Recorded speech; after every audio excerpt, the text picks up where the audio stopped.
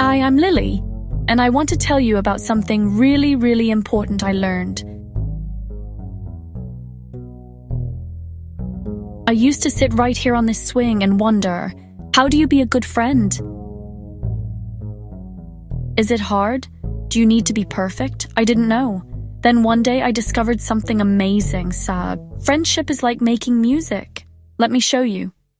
The first note is sharing. When I share my favorite things with someone, magic happens.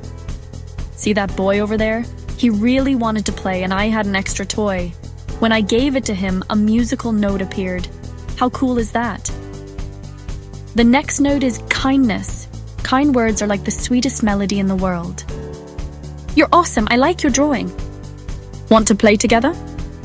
Each one makes the music grow. Then there's caring. When someone falls down, we help them up.